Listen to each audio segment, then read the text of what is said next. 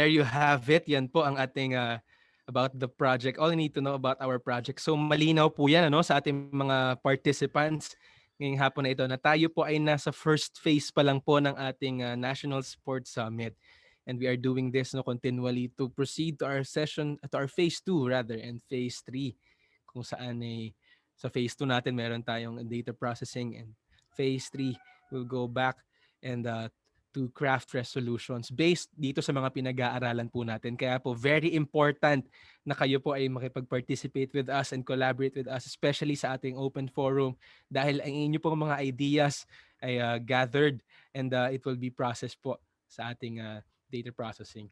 And katulad po na sinabi ni Chairman, we are very excited again to converse with you and also joining us ngayong hapon po na ito to give his welcome message, an inspirational message on behalf of the PSC board.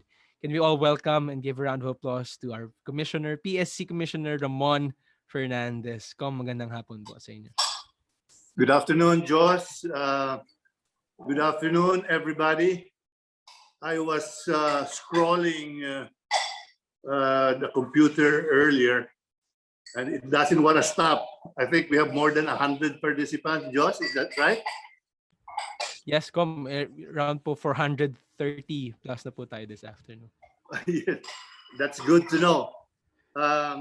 On behalf of the Philippine Sports Commission, from our chairman, William Butch Ramirez, and my other commissioners, I'd like to welcome all of you to this session this afternoon. We are very happy indeed that you are all here joining this conversation. Truly, the PSC cannot do it alone. No, we need the help of everybody, especially dito sa country natin na napakaraming isla, magkakalayo tayo. At least kung may mabuti mang nagawa itong COVID pandemic ngayon, ay it got us all together dito sa Zoom, no? So thank you for joining us. Your inputs later on will be very much needed. We cannot do it by ourselves. We need your inputs also.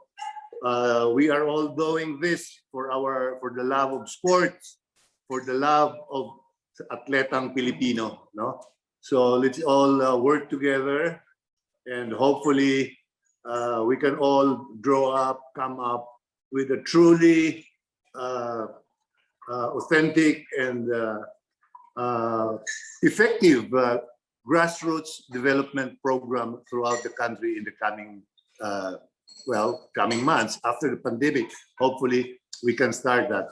Natigil lang ng pandemic yung grassroots programs na pinlano namin, but I'm pretty sure with God's help and all of us doing our part in fighting this pandemic, we can all defeat this, no? So we can all come together and do sports programs in your different areas.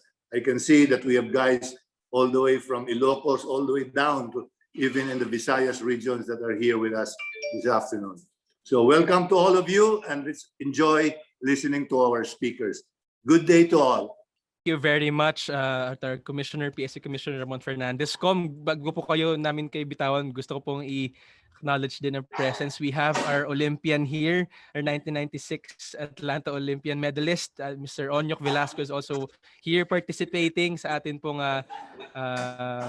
session 11. I think Mr. Onyok was paused. Go ahead, go. That's good to know. Hello, hi Onyok, kumusta?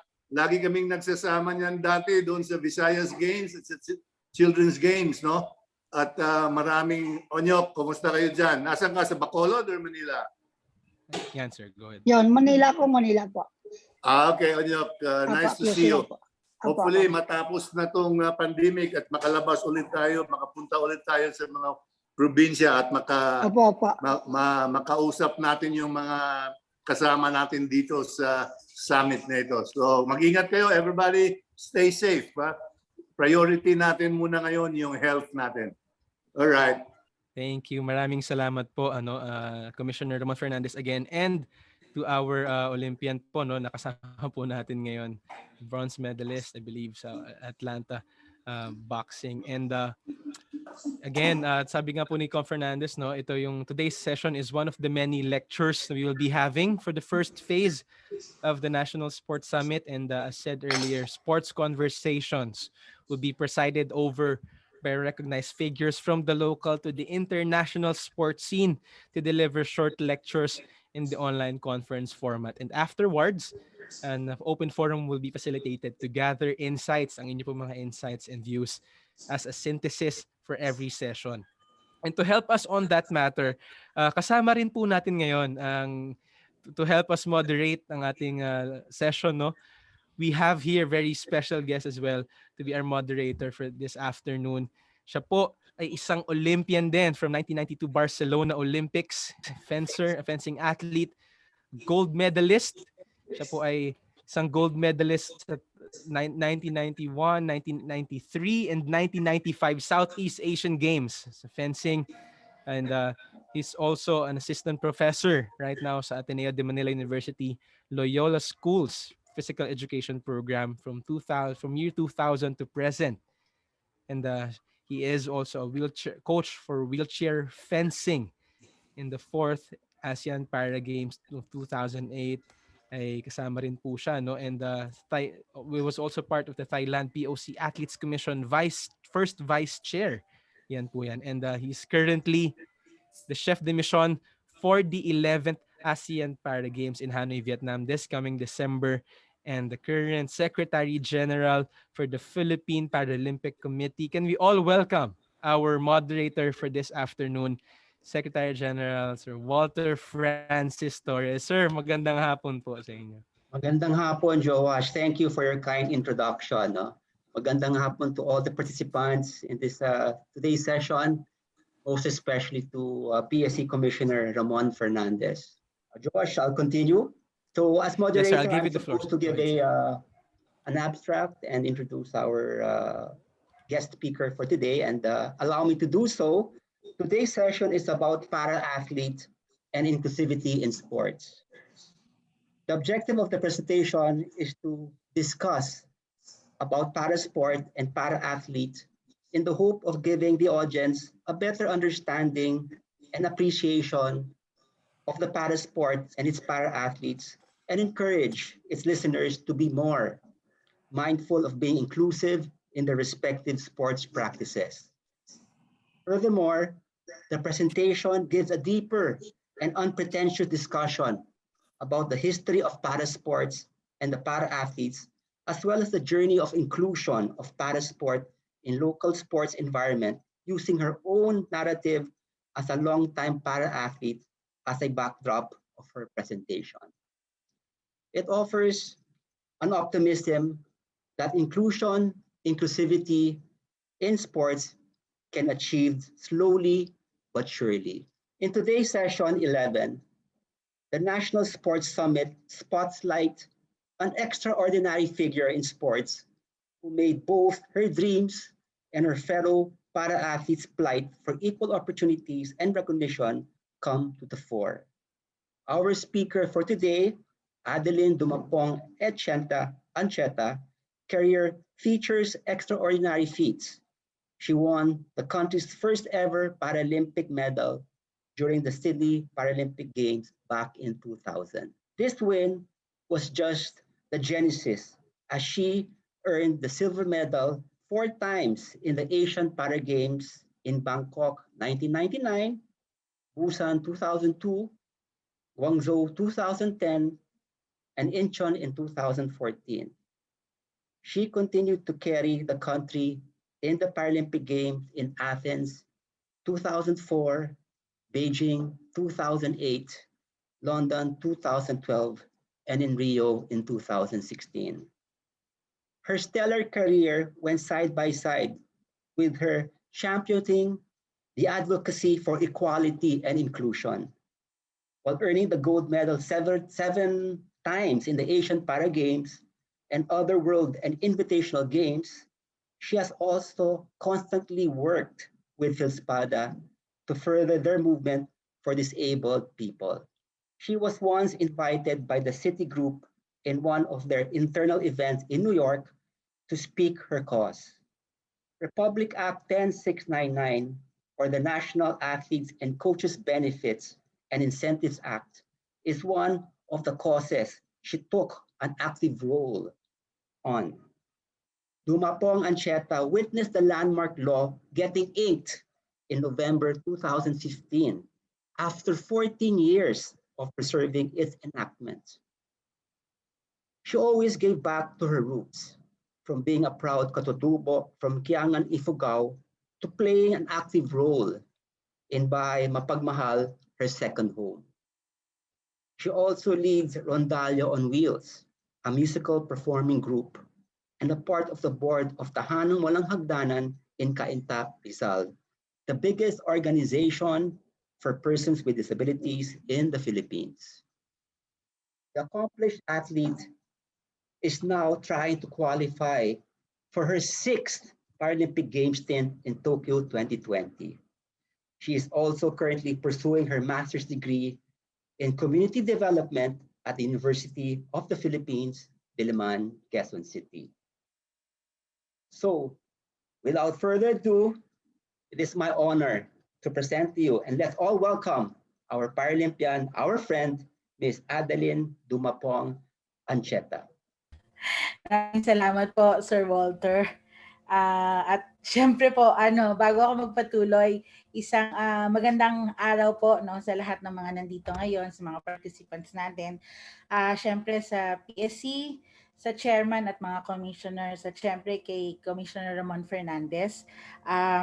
Syempre po yung iba pong mga PSC officials na sumasama din dito or sumusunod dito sa sports conversation, si Attorney Iroy, si Sir Mark Velasco, syempre yung mga taga PSI, no? Yung mga nakasama ko, Sir Marlon, yung mga ibang PSI coordinators. Nakita ko po dito maraming mga taga DepEd, marami pong mga taga LGU at iba't ibang schools. So, mga atleta, mga coaches, isang magandang hapon po sa inyong lahat. So, i-share ko lang. Simulan ko na yung aking presentasyon. I-share ko ang aking screen. Okay, so katulad ng nasabi kanina, ang topic natin ngayon ay ang para-athletes at ang inclusivity or yung pagsasama, inclusion in sports. Ang paksa po na ito, no, na ang pag-uusapan natin ngayon ay isang topic na malapit sa aking puso dahil syempre ako ay isang para-athlete. At katulad ng nasabi kanina ni Sir Walter na sana pagkatapos ng presentasyon na ito ay magkaroon din po, no, yung mga tagapakinig natin ngayon, yung mga kasama natin ngayon, ng mas malalim na pag-unawa at pag-intindi sa para-athlete, sa para-sports. Ano nga ba ito? Saan ito nagsimula at nasaan na ba tayo ngayon, no, in terms of inclusivity in sports? Sabi nga nila kasi para-athlete lang yung para-athlete and inclusivity, no? Pero hindi naman natin pwedeng pag-usapan lamang ang para-athlete nang hindi natin pinag-uusapan ang para-sports. Kaya dito sa pagkakataong ito ay alam mo, meron akong nabasa kasi na sinabi ni Socrates na sabi niya, the beginning of wisdom is the definition of terms. So siguro, bago tayo magpatuloy sa usapan natin, ay klaruhin muna natin kung ano ba talaga ang tamang pagtawag sa mga taong may kapansanan. Kasi po, sa dami kong pakikipag-usap sa mga tao, madalas hindi masyadong sigurado, no, miski pa nga yung ibang mga tao kung ano ba talagang itatawag sa mga taong may kapansanan. Mas maganda pa nga pag Tagalog kasi nauna kaagad palagi sinasabi taong may kapansanan. Pero pag English yung pinag-uusapan, hindi nila malaman minsan kung disabled, handicapped, differently abled, special people, yung ganun ba.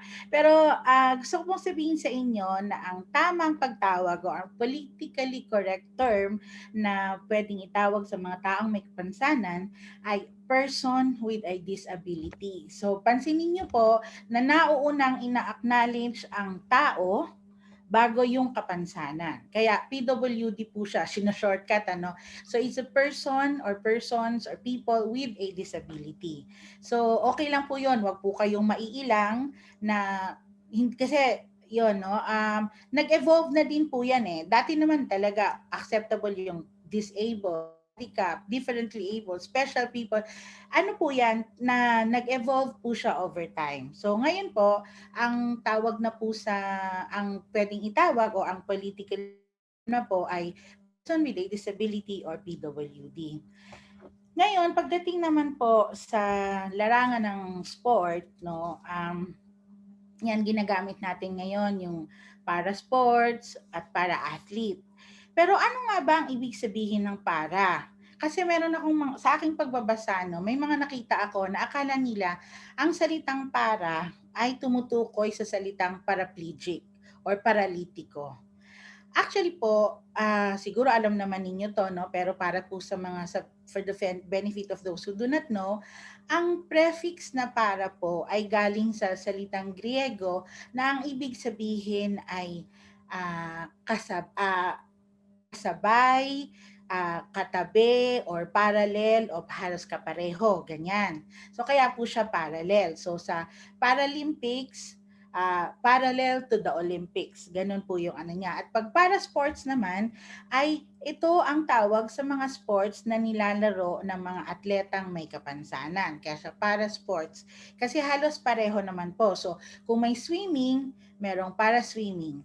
Kung may athletics, merong para athletics. Ganun po, nilalagyan lang po nila yon para maging to define, ano, na magkaroon na ito ay para sa mga atletang may kapansanan. At syempre, pag sinabi mong para-athlete, ito nga ay atleta na may kapansanan. Okay. So, siguro tawag dito, maganda ding malaman kung saan ba nagsimula? Ano ba yung history ng Paralympic sports or Paralympic movement, no? Maiksi lang po ito, no? Nung paano ba to?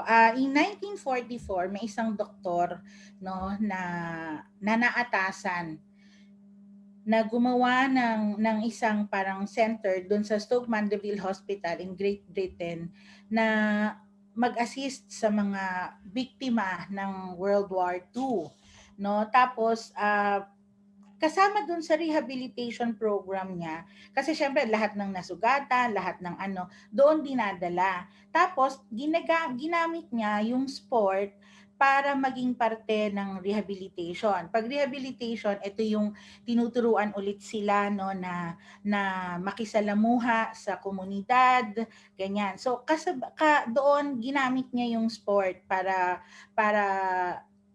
doon sa kanilang rehabilitasyon. Nagsimula ito bilang parang recreational activity lang, tapos merong iba pang ospital o iba pang so lumawak siya, tapos naging competitive, ganyan. Tapos para magkaroon nagkaroon sila ng first Stoke Mandeville Games, no, na itinaon nila doon sa pagbubukas ng opening ceremony sa ng London Olympic Games in 1948. At doon din sabay nilang ginawa yung first Stoke Mandeville Game. So, ayan. So, yung 1944 na yon, pagkatapos ng 12 years, yung Stoke Mandeville Games ay naging first Paralympic Games in 1960, no? So, ito ay ginawa sa Rome, Italy, at nagkaroon sila ng 400 athletes from 23 countries.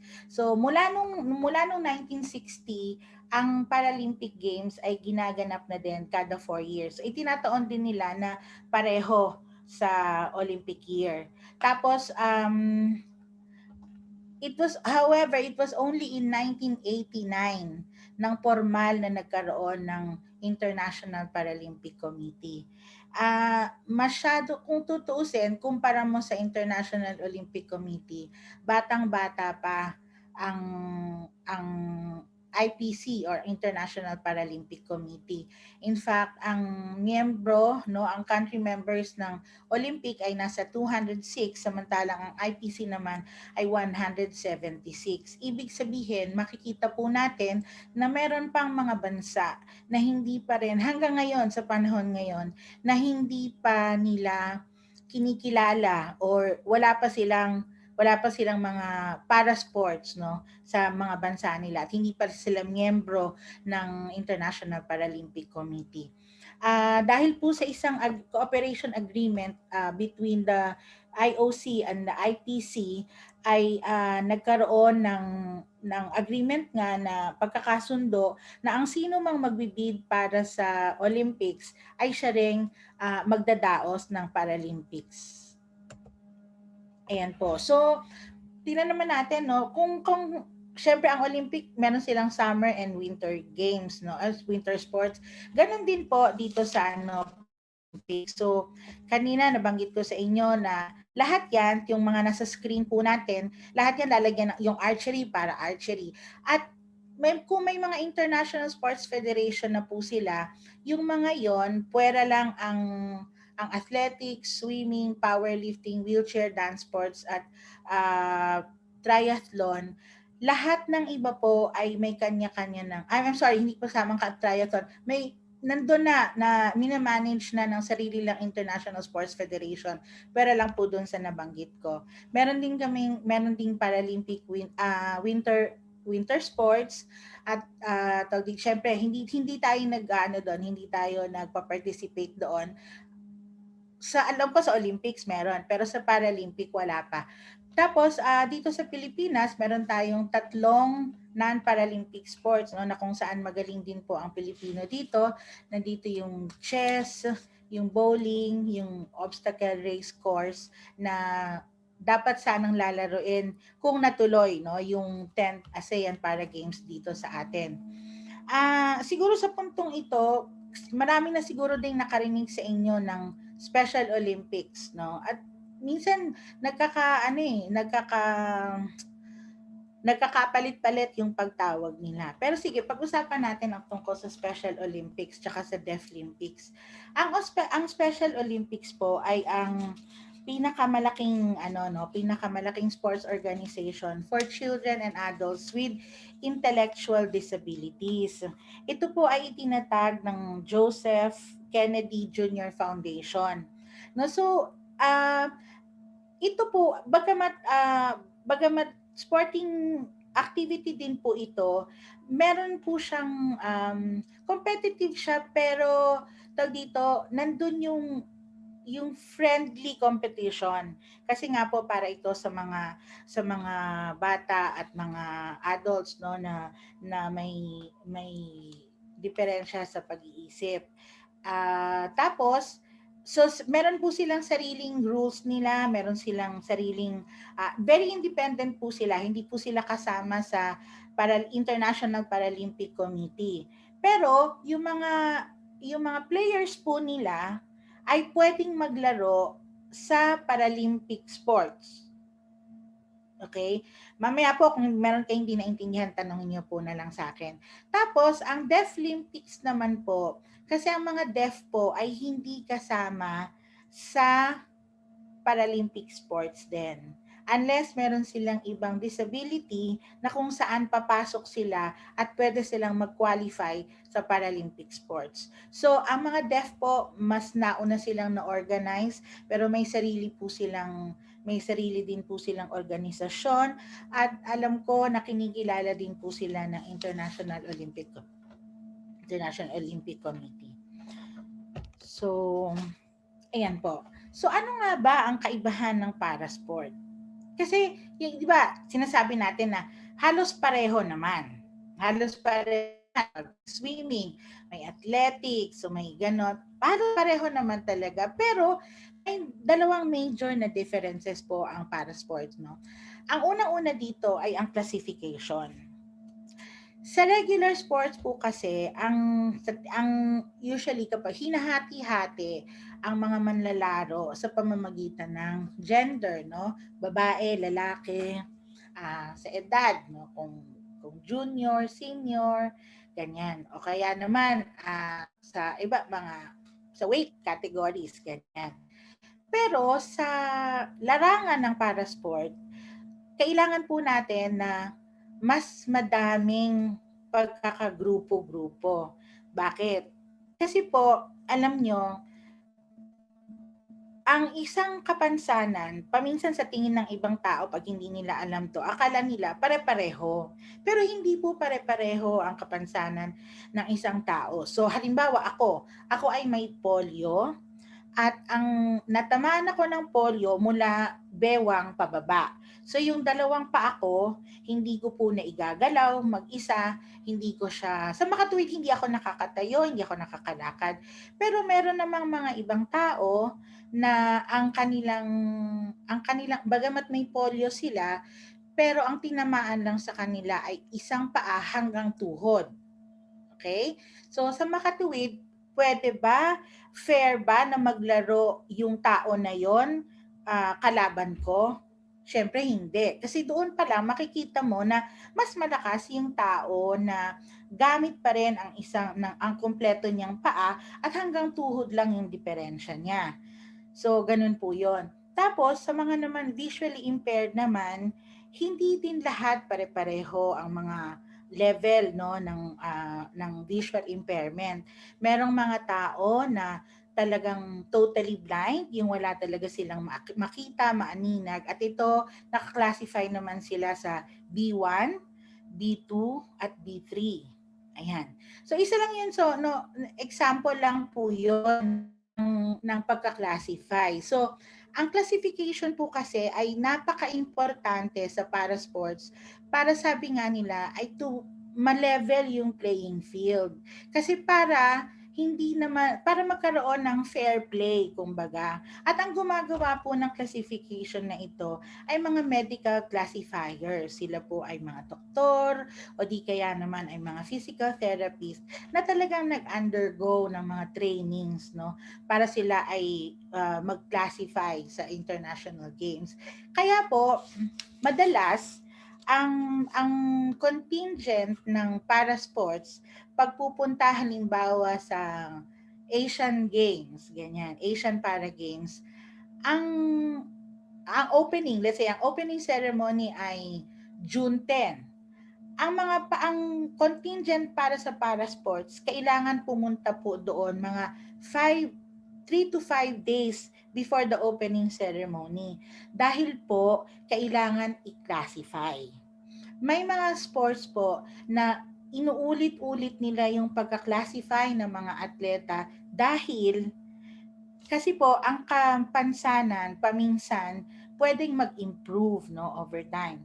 Halimbawa, kung kinlassify nila ako in 2000 na let's say sa athletics, classify nila ako na nasa mababa, nasa F55 halimbawa, no, ito yung wala akong balanse kasi itutulak nila ako, pero let's say nag-training ako, nag-practice ako, nagkaroon ako ngayon ng core muscles, no. Tapos sa susunod na laro, bago maglaro ulit, ika-classify ulit nila ako para makita nila kung tama ba yung classification na nandun ako, para wala namang unfair advantage dun sa ibang players. So napakahabang usapin po niyan, no, classification, pero yun po yung pinakasimpleng explanation nun na inuuri ayon sa level ng kapansanan yung mga yon para naman po magkaroon ng mas fair na laro. Yan. Ayan. Ang susunod po na kaibahan namin sa parasport, alam ko kasi sa Olympics, alam ko dapat raw strength, no? Yung kung pwedeng walang masyadong mga gamit na equipment, alam ko yun ang mas maganda. Pero sa parasports po ay kinakailangan, no, yung sport equipment. Pansinin po ninyo doon sa yung unang yung unang picture, no, yung regular daily wheelchair. So ito po yung pang-araw-araw na ginagamit namin sa wheelchair. Ay sa buhay namin.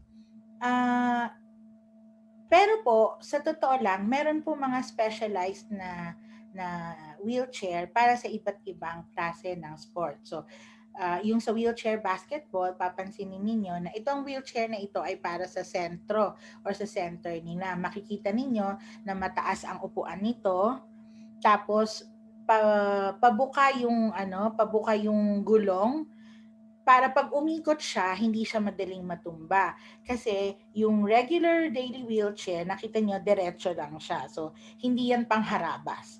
Yung pang wheelchair basketball yan, pangharabas yan. At makikita nyo din yung sa unahan na may bumper.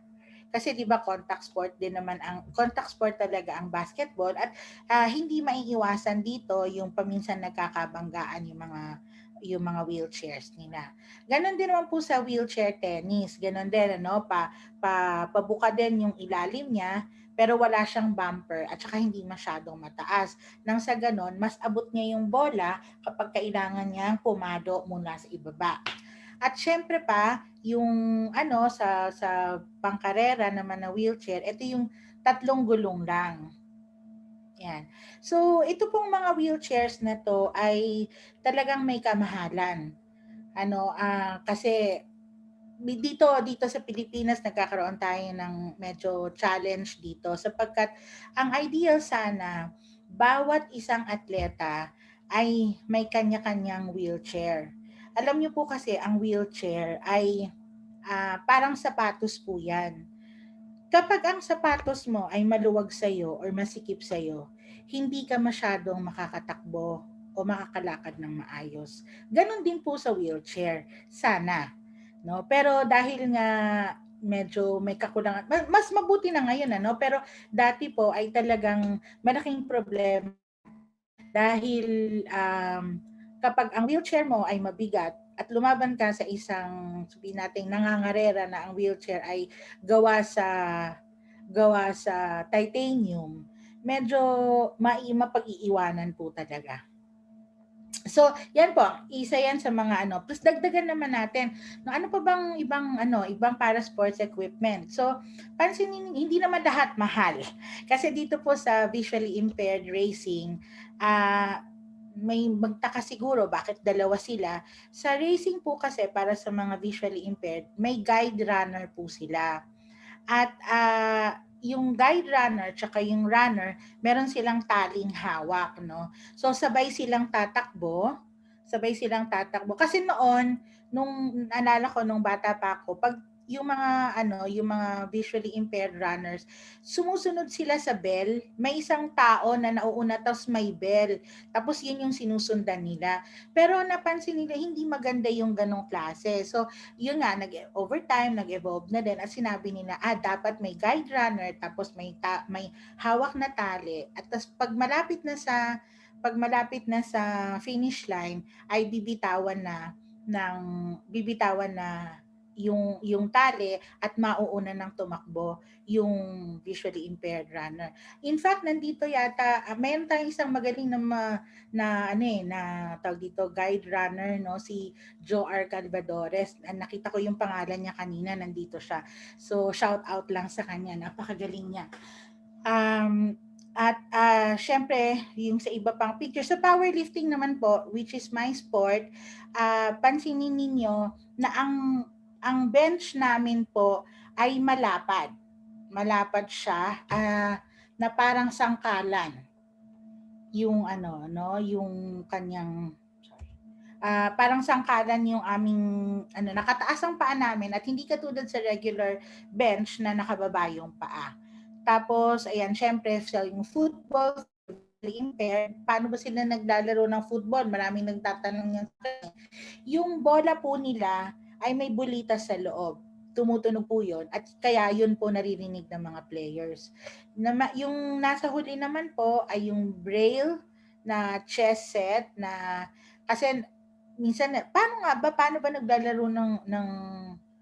naglalaro ng chess ang mga visually impaired, no? So yung chessboard po nila, nakalubog yung kulay puti, at nakaangat naman yung square na kulay green.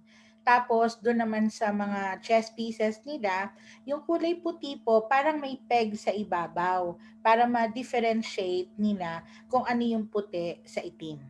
Yan po. So sa gitna naman, ito po yung larong bosya. Ito naman ay para sport na nilalaro ng mga severely disabled. No, makikita ninyo na kahit na severe yung disability ay binibigyan pa rin ng pagkakataon na makapaglaro ng sport. At ito po yung bosya. Usually ang naglalaro dito yung mga may cerebral palsy, yung hindi nakakabato ng maayos, at kapag hindi sila nakabato ng maayos, meron silang pwedeng gamitin na parang tubo, or ang tawag nila dyan ay bosya ramp, na kung saan doon nila ilalagay yung parang holen nila para makapaglaro sila.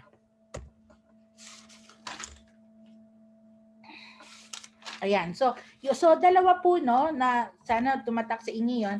Yung dalawa yung talagang major na difference ng Paralympic sport sa regular sport, yung classification at saka yung gamit ng para sports equipment. Okay. So dito naman sa Pilipinas, kailan naman nagsimula ang para sport? Bago pa po nagkaroon ng PhilSpada in the 1970s, nagkaroon na po, meron na po yung, katulad ng sa ibang bansa, pinapractice na din po yan bilang parte ng rehabilitation program, lalo na po no, sa Philippine Orthopedic Center o mas kilala dati sa National Orthopedic Hospital. Tapos, kasi po, yung isang kaibigan ni Dr. Gutman ay isang madre na assign dito sa Pilipinas, na siyang nagdala ng sports nga doon sa hospital na yon dahil nag-volunteer siya doon. Tapos, ganun din, dahil nung mga panahon na yon ay, tawag dito, alam mo yun, maraming institusyon para sa mga taong may kapansanan. Tapos, alam mo yun, nagkaroon na sa tahanang walang hagdanan hanggang napunta sa bahay pangarap, sa bahay biyaya, tapos iba't ibang grupo, tapos nakarating na din sa Cebu, sa Baguio, sa Cagayan de Oro, yung gano'n, hanggang parang friendly competition lang. Tapos, meron isang, bago pa to ha, bago PhilSpada to, tawag dito, ang Rotary Club of UP Diliman, nagsusponsor sila ng sport event na ang tawag ay Rotarympics, no? Ito ay ginagawa taon-taon sa Ultra, at ang nagmamanage nito ay yung mga faculties at estudyante ng College of Human Kinetics ng UP Diliman. So, mula pa din po noon ay sumasali na din sa iba't ibang international competitions ang para sports, no. Alam ko, natatandaan ko, pumunta sila sa Japan, sa Indonesia, sa China, pero konti lang sa swimming, athletics, archery at saka shooting. Kasi nga sa Viluna, mga sundalo din ito, mga nasugatang sundalo noon, yung mga naging atleta. Tapos ang funding ay galing usually sa PCSO or sa Philippine Charity Sweepstakes Office o mga individual groups, no. At saka syempre, in terms of recognition ay konting-konti o halos wala. Okay. So, tumagal to mula 1970, may ibang grupo na nagpapatakbo nito hanggang sa 1997, tasan ng dating Pangulong Fidel V. Ramos, no, si Mr. Michael Barredo, na dapat daw magkaroon ng isang overall sports organization, no, na magsa-spearhead sa lahat ng matters related to sports and physical fitness for persons with disability.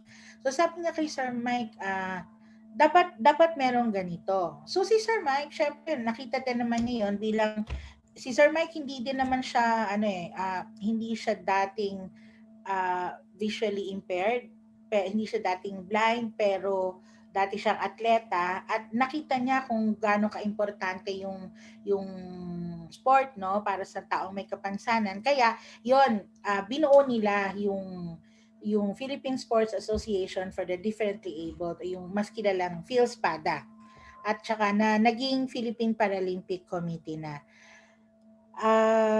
Ang chairman at that time was si Chairman Philip Wico. So, alam ko magkaibigan sila, tapos ayan, so nakakuha ng opisina at naibigay yung nasa opisina kung nasaan sila ngayon, yung nasa Building E, Room 101, dyan sa PhilSports sa Pasig. Ayan. Mula nung nabuo in 1997 yung PhilSPADA, nagkaroon at naging miyembro sila ng International Paralympic Committee. Nagkaroon ng pagkakataon, no, na sumali sa international competitions, no. At ito nga ay yung unang sali ay yung dun sa, kasi although sumali, nasa ibang grupo pa kasi in 1999 nung pumunta ako sa Bangkok, Thailand, ibang grupo pa. Hindi pa PhilSPADA ang PhilSPADA, pero ibang grupo pa yung humahawak. Pero bilang PhilSPADA, ang unang international competition na nasalihan ay yung sa Sydney, Australia nga, yung ng Paralympic Games.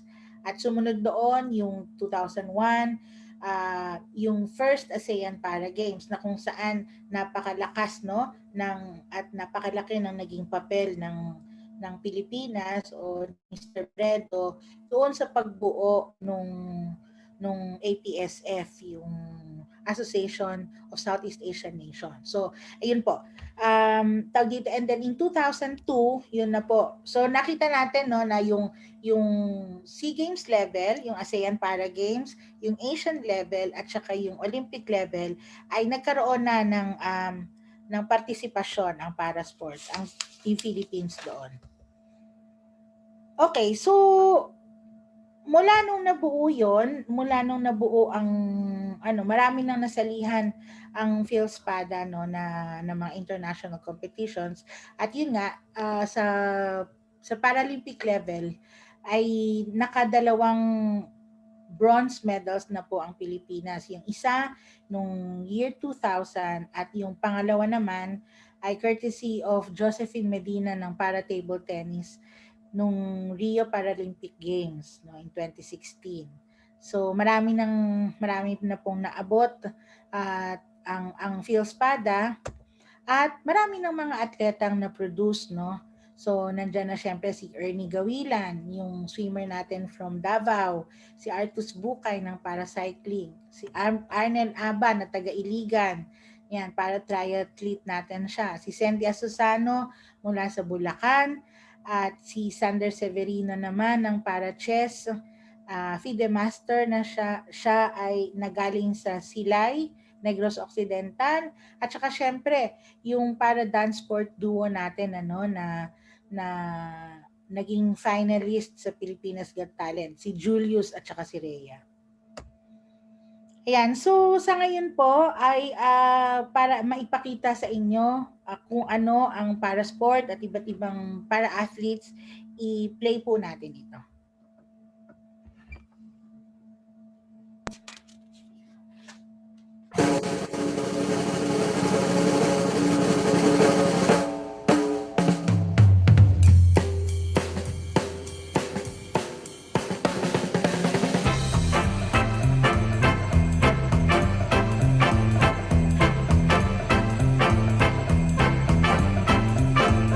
Yes, I can, suddenly, yes, I can. Gee, I'm afraid to go on has turned into, yes, I can. Take a look, what do you see? 133 pounds of confidence in me. Got the feeling I can do anything, yes, I can. Something that sings in my blood is telling me, yes, I can. I was just born today, I can go all the way, yes, I can.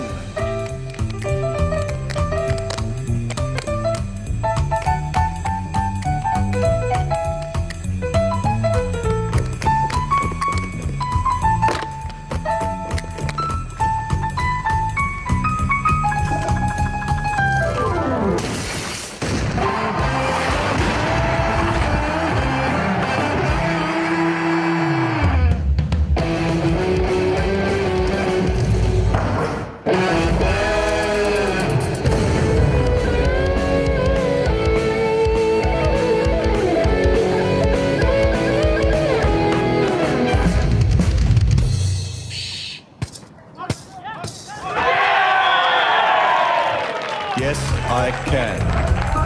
Yes, I can. Yes, I can. Yes, I can. Yes, I can. Yes, I can. Yes, I can. Yes, I can. Hey, yes, I can. No, you can't. Yes, I can! Are you ready? I can climb Everest. Yes, I can. I can fight here all night and never rest. Yes, I can. I was just born today. I can go all the way. Yes!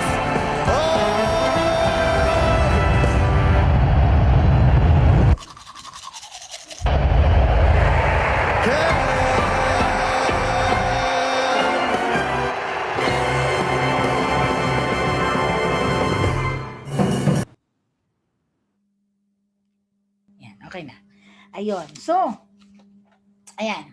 So, after that break, pumunta naman tayo sa isa pang mas gusto kong topic, no? Ay, sure, gusto ko yun yung para sport kasi gusto ko sana no na mas nakilala ninyo at mas na-appreciate ninyo ngayon kung ano yung para sport. Ngayon, pag-usapan naman natin ang tungkol sa inclusivity in sport. Yun. So, katulad nga kanina, ulitin ulit natin, tignan natin yung ano ba ang ibig sabihin talaga ng inclusivity or inclusion, ano ba? So, yung root word ng inclusivity at inclusion ay include, no? Include. At ano ang ibig sabihin ng include? Sige. So, make part of a whole. So, it is an action word, no? Make part of a whole. Parte, no? Gawing parte ng kabuuan. Okay. So katulad ng isa pang malaking word, no? Kasi ngayon ang laking ano yan, laking word ngayon ng inclusion, inclusive. Pinag-uusapan yan globally na dapat may diversity, inclusion, yan pinag-uusapan yan ano. At sa lahat ng aspeto, gusto nila na ang society ay mas maging inclusive, no? Pero unfortunately, ang inclusion ay hindi automatic. Hindi nagiging automatic, no? Ito ay bunga ng talagang conscious effort na talagang isama at gawing kasama yung mga tao na excluded, na marginalized at katulad ng salitang pagmamahal, ang love na action word din siya, verb din siya. Ito ay, yun nga, ito ay patuloy na action. This is a continual action, a continual choice to include the excluded, the marginalized as part of the whole in practice and policy. So, napaka-ideal, no? Magandang isipin, magandang pakinggan, pero hindi masyadong madaling gawin. No, so ngayon nagkakaintindihan tayo. So sa madaling salita, ang include ay isama, ay yung inclusivity, inclusion kasama. Yan sa Tagalog, no, mas madali natin ano. At sa pagpapatuloy, nung inimbitahan po nila ako dito, sinabi nila sa akin, ni-request nila na kung pwede ay tawag dito, magkwento ako tungkol sa buhay ko. So, may nasabi na kanina sa introduction na yun nga po, gagamitin ko ito na bilang backdrop dun sa istorya, no? Kasi sa ilang interview sa akin, na-realize ko na, bilang isang atletang medyo may edad na, nakita ko po kasi yung progression, no? O yung progress ng sports noon, yung walang support hanggang sa unti-unti kung nasaan na tayo ngayon. So, ayun po, ako nga po ay pinanganak sa Kiangan, Ifugao. Mabundok po 'yon. At dahil nakatira kami sa remote na baryo doon, hindi po ako na-vaccinate. Kaya importante po ang vaccination. Ayan, hindi po ako na-vaccinate. Kaya nung ako'y 3 taong gulang, ako ay nagka-polio, no? So, at dahil mahirap kami at hindi dahil nga mabundok, akyat baba kami doon, ay alam ng mga magulang ko na mahihirapan akong mag-aral doon. Kasi meron pa akong ibang mga kapatid, ang tatay ko naman ay nagtatrabaho. So wala talagang parang hindi magiging madali na mag-aral ako doon sa amin. Kaya nung 6 na taong gulang ako, dinala ako sa institusyon para sa mga batang may kapansanan dito po sa Bahay Mapagmahal. At sa Bahay Mapagmahal ay diyan ko nakilala ang parasport, no? Kasi katulad ng nasabi ko kanina doon sa history ng parasport dito sa Pilipinas, ito pong katabi kong madre, siya po si Sister Rose Catry. Siya ay isang Belgian missionary na physical therapist by profession na na-assign dito sa Pilipinas at siyang naging in charge doon sa Bahay Mapagmahal, no? Para siyang dormitoryo para sa mga batang kapansanan. Tapos sa loob din po ng compound na yon, nandun din yung eskwelahan namin. So, kapag ikaw ay taga-Bahay Mapagmahal, hindi ka pwedeng lumabas sa compound. So, sa buong taon, hindi ka pwedeng lumabas sa compound. Ang mundo mo ay doon lang sa Bahay Mapagmahal hanggang sa siguro mga 300 meters away ay nandun yung eskwelahan namin. Ganun lang po. Tapos nasa loob din kasi siya ng hospital compound. Pero bilang mga bata, hindi kami pwedeng pumasok sa hospital, ano. At napaka-stricto ng upbringing, no, sa amin. Lahat may oras ng paggising, pagkain, pagdasal, pag-aaral, ganyan. So, pero may exception kapag ikaw ay atleta. At ako, nung bata pa ako, nakikita ko may mga ate at kuya kasi ang tawag namin, no, sa mga nakakatanda sa amin. Yung mga nag-aatleta, exempted sila sa duties pag weekend. Tapos nakakalabas sila kasi yung training ay doon sa compound naman sa katabing eskwelahan.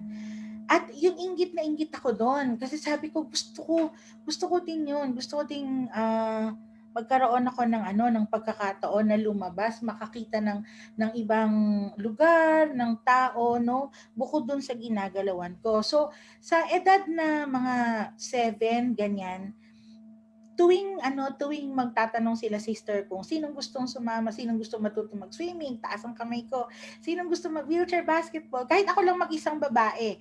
Kasi talagang dahil nga siguro sa katutubo ako, talagang malaki na yung build ko eh. So, kahit ako lang mag-isang babae, kalaro ko mga lalaki. Okay lang yun, ganyan. So, lahat, mapakarera, mapa sa athletics, javelin, discus throw, lahat yan sinasalihan ko. Hanggang sa, 10 taon po akong tumira sa Bahay Mapagmahal. At doon, ang sport para sa akin ay, yan ang aking skate. No? Yan ang aking, para maiba naman sa araw-araw na talaga, at saka makalabas ako, ganyan, at saka makapag-enjoy ako. Enjoy talaga kasi ako ng ginagawa yung sport eh. Kahit na paminsan, lagi akong, syempre, minsan inutusan lang ako. Pero okay lang sa akin yun. Basta nakakapaglaro ako, walang problema sa akin. So, yan, mula 1980 hanggang 1990. Tapos, sa mga taong yun din, in 1989, napili ako na ipadala sa Japan para sa isang karera, no? 5 kilometers. Na pagpunta namin doon, mga nasa 200 plus yung mga naglalaro, dadalawa lang kaming babae. Pero, syempre hindi ako nanalo. Pero okay lang kasi yun nga, nabigyan ako ng pagkakataon na makapunta sa ibang bansa. Tapos ko, okay pala to. No? Sobrang amazed ako sa mga ate kuya ko na atleta. Kasi pagka pumunta sila sa ibang bansa, pagdating nila, ang gagawin ni Sister Rose, igagather nila kami. Tapos, papasharing niya yung mga atleta nga, no, sa experiences nila. So, para sa akin, ang sport ay talagang andito sa level na to. Yung ang taas talaga ng tingin ko. Kasi kaya kahit mahirap, kahit na kulelat ako, o kahit anong ipagawa sa akin, kahit may mga punishments, okay lang sa akin. Basta naglalaro ako ng sport. So, yan. Pero tumigil siya noong 1990 nung nagkolehiyo na ako kasi pinagbawalan ako ni sister na wag na daw mag-sport at mag-concentrate lang sa pag-aaral. So, okay naman 'yun. Pero nung pag-graduate ko at nagtatrabaho na ako in 1995, bumalik ako sa sport. No? So, bumalik ako sa pagkarera. Hindi pa po ako ganito kalaki noon. So nangangarera, ganyan. Pero hindi ako masyado nag-excel doon. It was in 1996 nung bumalik ako doon sa National Orthopedic Hospital.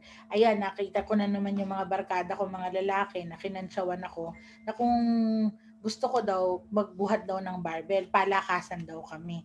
Sabi ko, sige ba? Ganyan. So dahil gusto ko nandun siguro talaga yung competitive ko, no? Yung aking nature ba na doon lumalabas. So nung pumunta kami dun sa gym ng mga PT, pinabuhat nila ako. Tapos natalo ko yung mga lalaki na nandun. So, meron doon isang PT, sabi niya, "Uy, malakas ka. Bukas bumalik ka ha. Sabi niya, train kita." Ayan, ganyan. So, doon ako nagsimula mag-powerlifting. Doon ako unang nakahawak ng barbell. Tapos yon. Sa simula, syempre lahat naging katuwaan lang yon. So, in 1997, sumali ako sa unang-unang powerlifting competition ko, local. Ayan po. So, nung 1997 naman kahit na wala namang lahat 'yun for fun, no? Walang suporta, walang allowance, wala naman akong expectation, wala naman talagang ganun. So, okay lang. So, punta lang ng gym, pagka walang pang taxi o edi wheelchair, pagka umuulan, ay okay lang din. Sige. So, ganun lang. Masaya lang. Tapos, yun nga, nung nakita nga nila na may potential ako, so nakilala ko na noon ang Phil Spada, si Mr. Baredo, nakita nila na, uy, may potential to. Pero, meron pang isang grupo noon nga na humahawak pa din sa sila yung pinadala nila ako sa Bangkok na kung saan nanalo ako yun yung Asian Games level na kung saan nanalo ako ng silver medal. Sa unang pagkakataon, doon ko nakita kung ano ang diferensya namin sa ibang mga atleta. Kasi pagdating namin sa Athletes Village sa Bangkok, hindi kami kaagad pinapasok dahil daw hindi pa bayad yung participation fee namin. So naghintay kami ng mga 4 na oras sa labas ng village. Gutom na kami noon, buti na lang may nagbaon ng pandesal at yun yung kinain namin. Pero yun nga, hindi kami pinapasok dahil hindi pa bayad, no? Tapos, nung nakapasok na kami, syempre, opening ceremony, wala kaming uniform. Alam niyo kung anong uniform lang na ibinigay sa amin? Isang puting manipis. Alam niyo po yung mga pinamimigay na libre pagka may kampanya o kaya libre sa mga hardware store. Yung kulay puting t-shirt na may tatak lang na maliit na ganito na flag natin. Yun lang yung uniform namin. Tapos, naalala ko, nung opening ceremony, ang pinadamit sa akin ni Sister Rose, kasi si Sister Rose din ang unang kasama ko at siya ang tumayong parang coach ko noong mga panahon na yon. Pinasuot niya sa akin yung hiniram sa Rondali on Wheels na parang terno na Filipiniana. Ba naman yun? Bakit ganun? Tapos yung mga lalaki, barong. 12 athletes lang po kami nun. So, bagamat masaya, doon ko unang naramdaman na, ba't ganun? May iba. Pero sige, okay lang. Walang pa rin problema. Pagdating namin, so merong naka-gold, tapos may naka-silver, may naka-bronze. Nung sa 12 na athletes na yun, sa isa ko sa mga nagkaroon ng medalya. Pag-uwi namin dito sa Pilipinas, binigyan kami ng $20. So, wala pang taxi daw. Pero sa akin, tuwang-tuwa na ako noon. Pero, minsan, may mga nagsasabi na bakit ganyan lang? May suporta ba kayo ng ganito? Doon nagkakaroon ng mga tanong na hindi ko alam kung paano ko sasagutin. Wala naman kasi talagang ganon. So anyway, hindi ko pinansin yun. So in 1990, pagkatapos ng Bangkok, Thailand, pinadala naman ako sa US, no? Para naman doon sa qualifier for the Paralympic Games na kung saan nanalo naman ako ng gold. Pero yun, ganun pa rin Ang pondo galing sa Philippine Charity Sweepstakes Office or PCSO.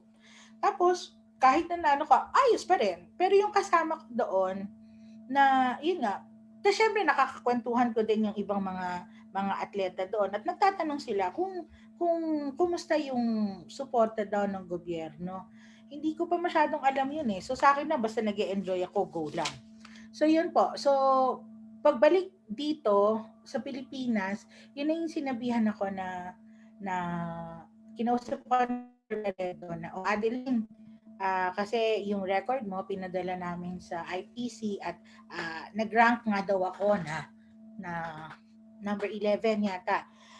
At napili ako na pwedeng maglaro para sa Paralympic Games. At dahil first time na magpa-participate ang Pilipinas sa Paralympic Games at that level, ay talagang syempre excited naman sila. At nakakatuwa kasi yun yung panahon ni Chairman Butch Tuason at sa unang pagkakataon ay nakatanggap kami ng suporta, no? So, 3 buwan lang, 3 buwan na training with full support, may allowance, tapos tumira ako sa PSC Manila. Actually, hindi accessible kasi yung dormitoryo doon. Kaya gumawa sila ng isang kwarto doon mag-isa lang ako doon sa building na malapit sa swimming pool. So, nakakatakot, no? Pero, kudos to them kasi at least ginawa nilang accessible yung lugar para sa akin. So, yun. Tapos, hanggang nung Paralympic Games nga po, sa totoo lang, hindi po ako hindi ganon nag-enjoy ako dahil nandun kami, no? Tsaka, yung experience ko doon na mag-isa lang ako, napakaliit ng pakiramdam pala ng ganon. Kasi nga, pangatlong international competition ko lang yun. Tapos, sobrang intimidated ako sa mga naglalakihang teams katulad ng USA, ng Nigeria. Yung talagang grabe yung confidence nila. Pero anyways po, tawag dito, kasama ko noon si Mr. Barredo, no? Tapos, nung nanalo nga ako, walang expectation na mananalo ako or whatever. Pero, maraming salamat at nabiyayaan ng isang bronze medal doon. Tapos nung meron nag-offer kasi sa akin doon na kung gusto ko daw na mag-train na ako sa Australia, ganyan. So nung sinabi ko kay Sir Mike, sabi ko, Sir, pwede ba can I stay behind? Sabi ko gano'n kasi ganyan. Tapos sabi niya, ay hindi, uuwi muna tayo at kailangan magpasalamat tayo sa PSC na sa tulong nila, ganyan, kailangan iwi. So anyways, nung umuwi kami, pagdating namin yung sabi nga nila may magic daw yung medal. Kasi nung sa airport, in-upgrade nila yung upuan ko to first class, no? Tapos pagdating namin sa airport, ang chairman mismo nandoon sa airport para salubungin kami at bigyan ako ng bulaklak, ganyan. Tapos ang talaga, wow, ganun pala yun. Hindi ko na-realize kasi hindi naman ganun kalakas yung impact sa akin na ganun na malaking bagay pala talaga yon. So, anyway, so tawag dito, pagkatapos po nung year 2001, inaimbitahan kami ni Sir na pumunta sa incentive giving para dun sa 9064 sa Sofitel. Tapos nakaupo kami, tapos si Mr. Barredo sabi niya, Adeline, tandaan mo to, na dapat ang mga atletang may kapansanan, dapat meron din silang matatanggap na incentives. Kasi ko, nga no, ganyan. Kumbaga parang unti-unti nakikita ko na talaga yung kaibahan namin sa mga national athletes, tapos yung kami nga ng mga para-athletes. Tapos,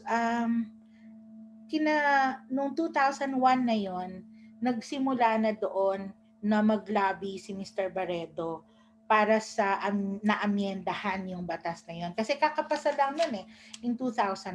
Kaya nga yun ay Sports Benefits and Incentive Act of 2001. Pero nakita kaagad yung diferensya, no, na bakit hindi patas? Although ang sinasabi doon, kasi nag-attend kami ng mga public hearings, ang sinasabi nga doon ay Filipino athlete. At ang sinasabi, hindi naman sinabing, dapat may kapansanan o wala. Ang sinasabi, Filipino athlete. Pero, nagtatalo po doon kasi very specific siya. Olympics, Asian Games, at saka SEA Games.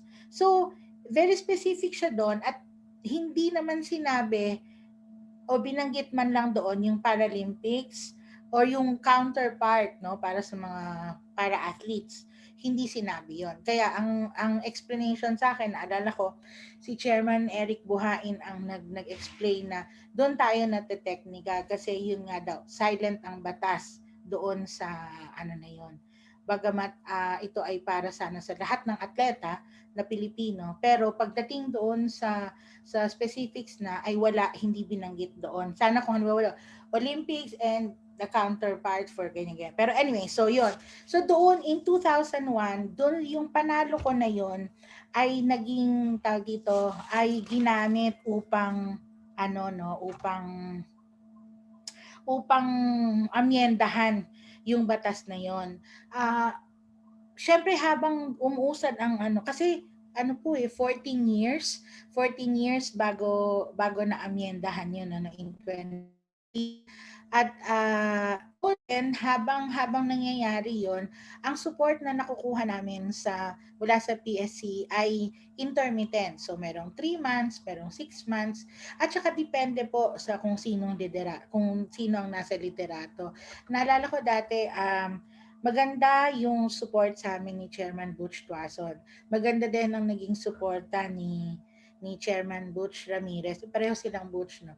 Pero noong 2005, no, na kung saan idinaos yung 5th ASEAN Para Games dito sa Manila.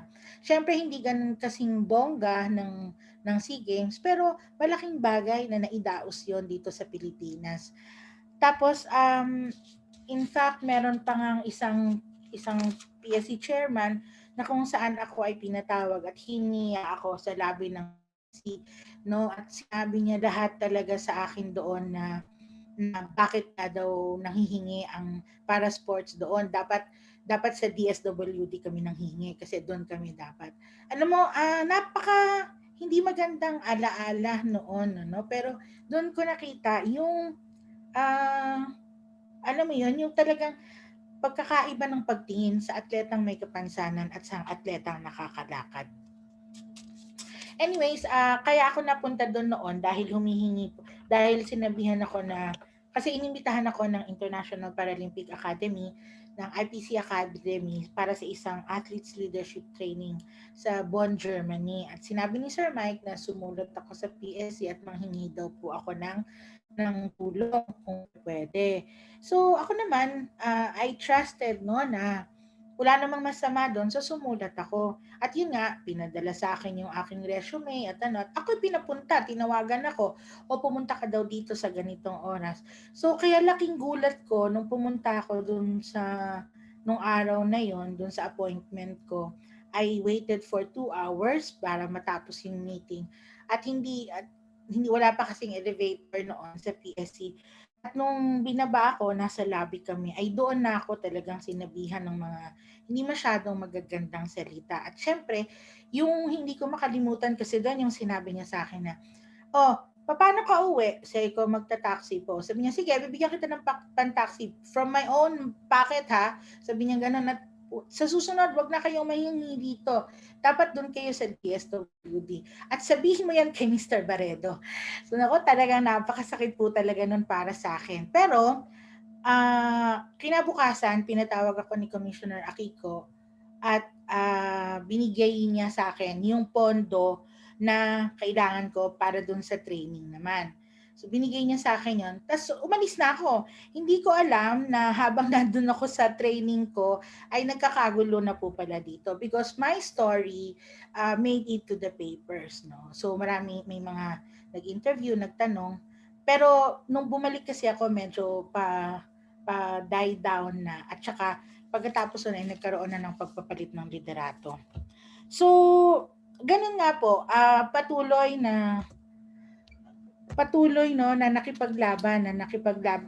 ipinaglaban at inadvocate ng PhilSPADA yung pagpapalit, yung pag-aamyenda nitong 9064. At yun, in 2014 nga ay nagkaroon ng breakthrough dahil tawag dito, na-achieve na yung gusto, nagkaroon na ng happy ending yung pakikibaka at naging batas na, naamyendahan na yung batas na naging sa Republic Act 10699 naman. So in-expand na yung coverage ng incentives at kinilala na ng national athletes and coaches ay ng mga para-athletes ay kasama na doon. So okay yun, di ba? Maganda. Ayan. So, ano naman po, tawag dito, tignan naman natin ngayon yung bakit nga ba balikan naman natin, kailan ba talaga, ano ba yung effort na talagang isali ang para sports sa sports? Sa tingin ko, ang unang-una nito ay yung nung nagkaroon ng ITC and IOC Cooperation Agreement. Sinasabi doon sa artikulo na nakita ko na mas ito, kasi established na talaga ang International Olympics. Ang Olympics talagang kilala na yan sa buong mundo. At ang ITC, ang Paralympics, ay maliit kumpara mo sa Olympics. Pero dahil sinabi ng Olympics na kinilala niya yung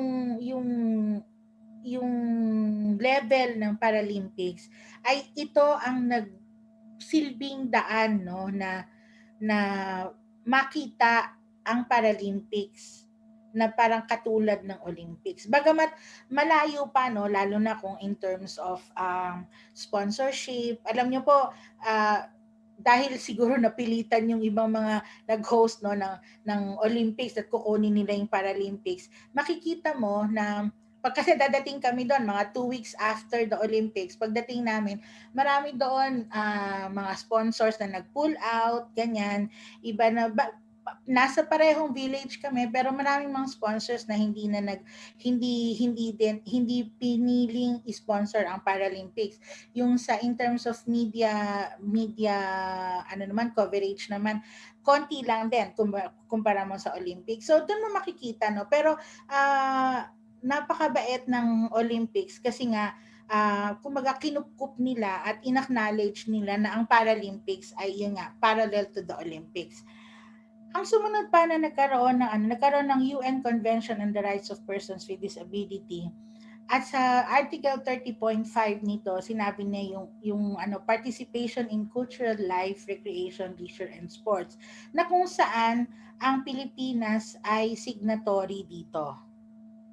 Okay, so yan yung nakita ko na parang in the international level, yun siguro, syempre madami pang iba, sa iba't ibang bansa may kanya-kanya silang mga kanya-kanyang efforts, pero sa pangkalahatan, tingnan naman natin dito sa Pilipinas, sa local. Sinasabi doon sa Philippine Sports Commission, wala din pong binabanggit in particular yung para sports or para athlete. Siguro doon na lang pumapasok doon sa teamwork and excellence for the development of a healthy and athlete alert citizenry. Siguro sa citizenry kasama na ang lahat, di ba? Wala naman siyang sinasabing itsapuera ang mga may kapansanan o mga matatanda.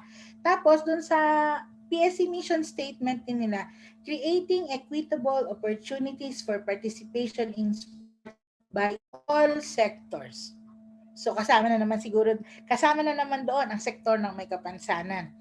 Ayan po, at yun nga, yung doon sa 9064 na unfortunately hindi bagamat national athletes yung nakalagay, pero hindi pa rin kinilala yung mga para-athletes.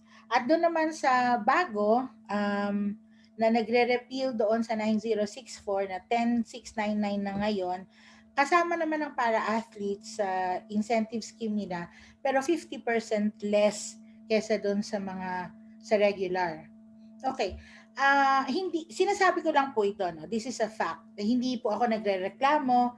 In fact, nagpapasalamat ako kasi kung babasihan ang aking experience, makikita na mula sa walang-walang kahit na anong suporta hanggang sa ngayon ay napakalaking bagay na po na meron tayo nun, kahit 50% less. Okay, so makikita natin dito sa progress bar, no? Mula noong 1997 hanggang ngayong 2021, nasaan na nga ba? Ngayon po, no, hindi naranasan ng mga bagong atleta, yung mga pumasok lang ng 2016, no, na yung mag-training ng walang suporta. Pero mula nung 2016, salamat Chairman Butch Ramirez, mula nung 2016, mula nung naging batas yung 10699, ni-retro ni Chairman mula January 2016 hanggang ngayon, no, yung full at yung year-round support. Ngayon, umabot na sa 220 para athletes and 54 coaches and trainers in the national training pool. Dati, 2 lang kaming napapadala sa ibang bansa.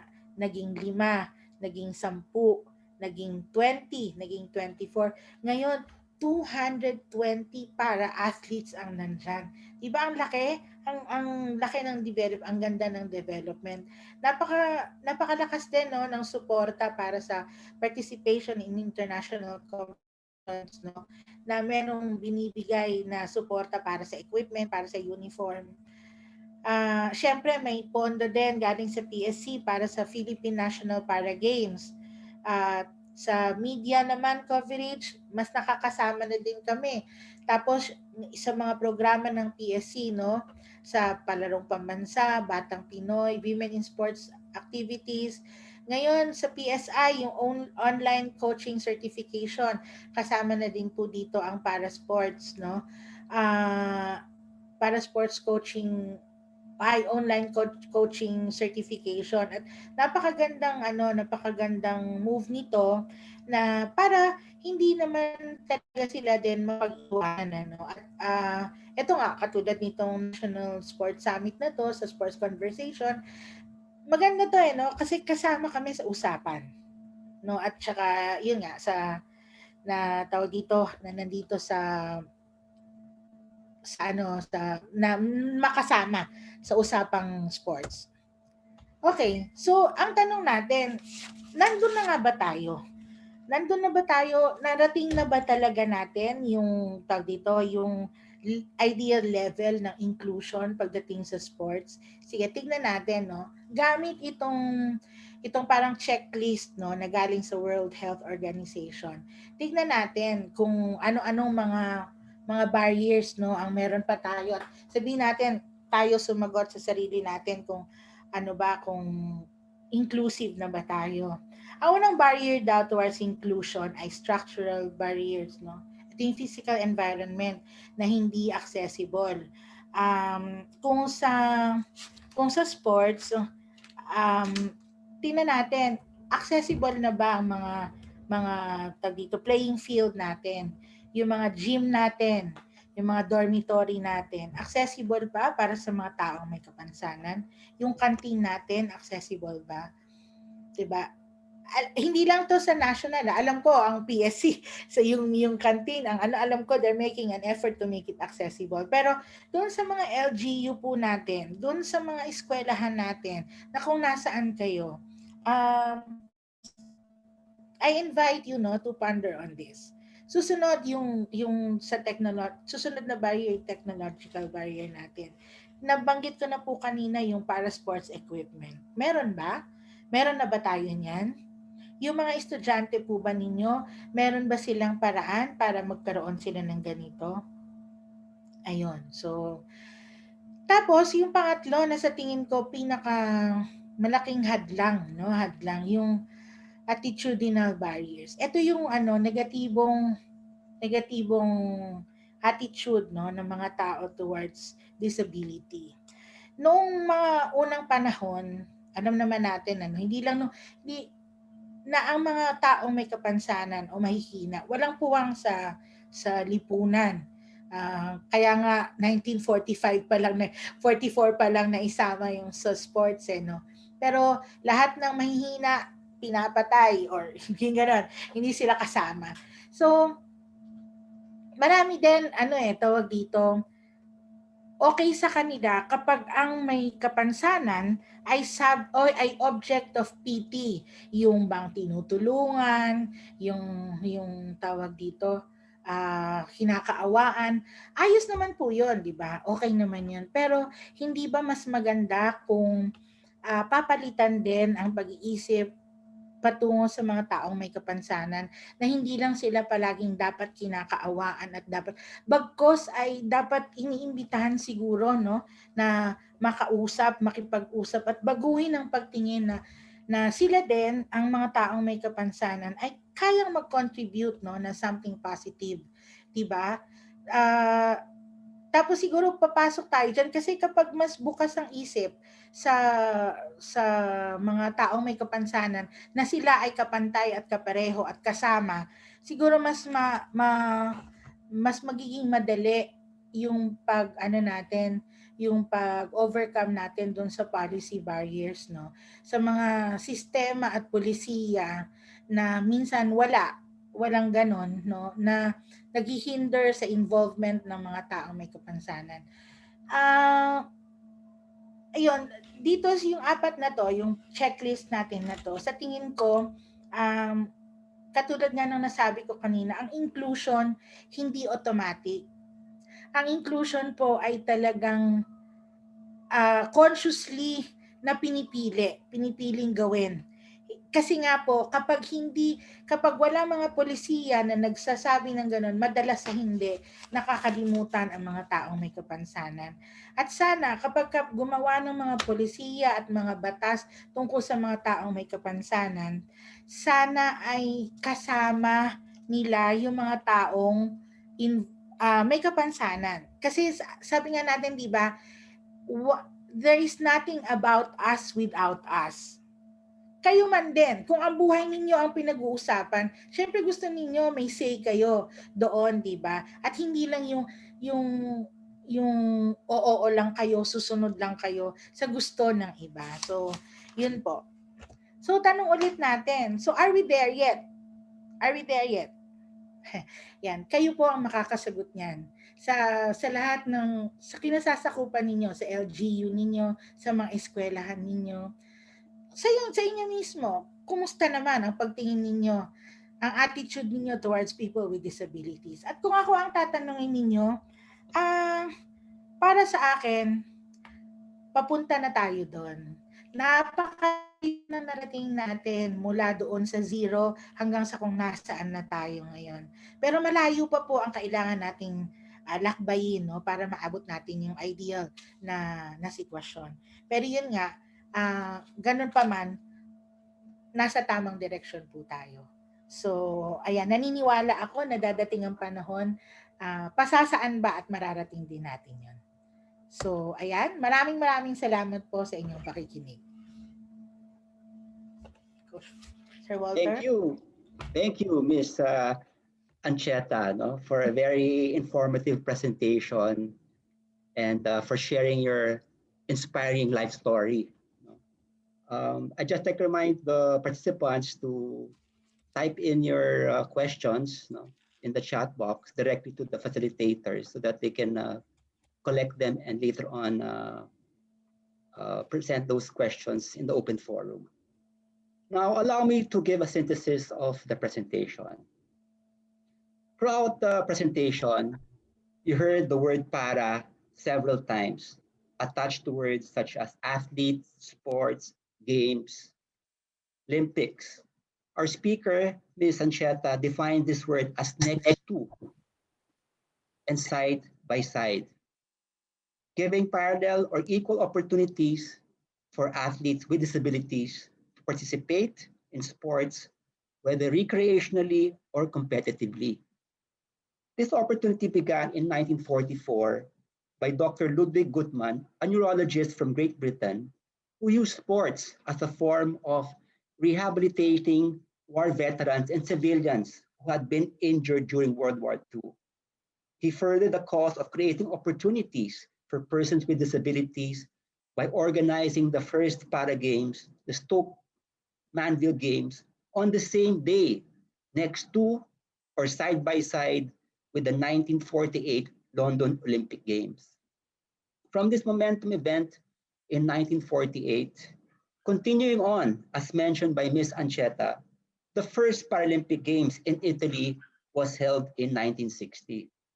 And in 1989, the counterpart of the International Olympic Committee, the International Paralympic Committee, was established with the primary objective of making an inclusive world through para sports, enabling para athletes to achieve sporting excellence in 22 summer and 6 winter Paralympic sports. Ms. Ancheta mentioned about the difference of para sports with that of the regular sports. And to level the playing field and to avoid giving undue advantage to one over the other, and to encourage fair play, para athletes first go through a process of what we call classification. As mentioned, it is to determine the athlete's eligibility based on their disability to participate not only in a sport, but more specifically in an event of that sport. Secondly, equipment and rules are modified to accommodate the disability, thereby allowing the person to participate in sports. Ms. Ancheta talked about the beginnings of para sports in our country. She described pockets of activities and events for persons with disabilities organized by groups from 1970 to the 1996, which led to the creation of PhilSPADA, Philippine Sports Association for the Differently Abled, in 1997, under the leadership of Mr. Michael Barredo. PhilSPADA serves as the umbrella organization to 20 para sports. Similar to the IPC's objective, PhilSPADA promotes Paralympic movement here in our country by creating an inclusive environment through para sports, focusing on developing elite para athletes through various activities so that they too may participate in international competition next to or side by side to those athletes without disabilities.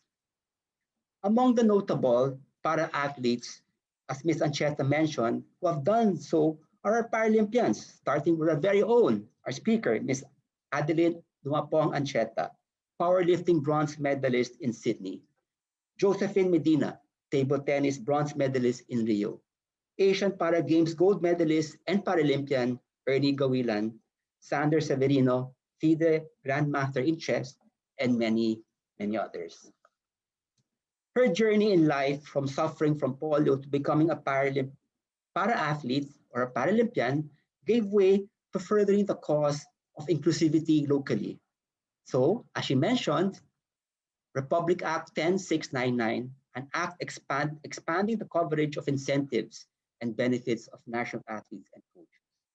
Secondly, the Philippine Sports Commission statement saying creating equitable opportunities for participation in sports by all sectors.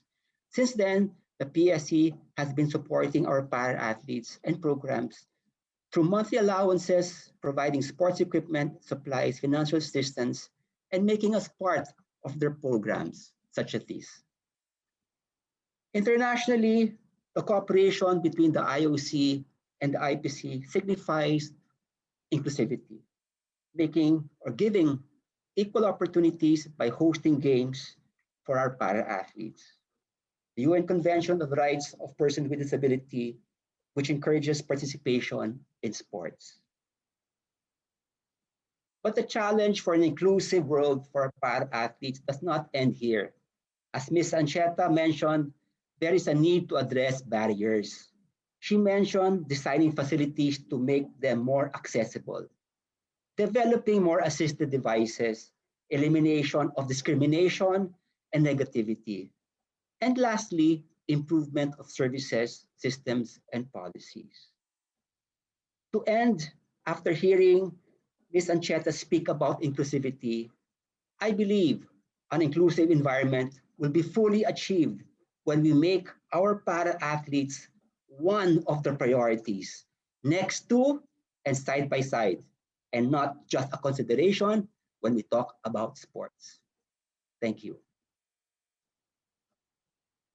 Maraming salamat po to our moderator, Secretary General Sir Walter Torres, and to our guest speaker, Ms. Adeline Tumapong Ancheta. Pwede po bang bigyan natin ng virtual round of applause lang? Alam ko po naka-on cam kayo and pwede natin bigyan ng virtual round of applause. It was a very, very fruitful, sobrang concise po ng ating discussion for this afternoon. And also to our synthesis, I hope kayo po ay nag-take ng inyong mga notes on that. Sir Walter and Ms. Adeline, I'll call you again. I'll give you the floor. I think we can start answering a few questions now, sir, for our open forum. Go ahead, sir. Yeah. Okay. Sige po, pangunahan ko po yung first question, Ms. Adeline. Kahit itong first question lang, habang ang iba po ay, as we wait for those na nag-fill out. From Francis Saur, from DLSZ. Yan, question po. Do people with the same conditions compete o kahit halos pareho lang po ng condition or disability po nila? Thank you po. Yun po ang kanyang first question. Adeline? Yes, ang tungkol sa classification po yan, ano ulit, kung the same condition, tama ba? Jowash, tama? Kung people with the same conditions compete, do people with the same conditions compete o kahit halos pareho lang po yung condition or yung disability po nila?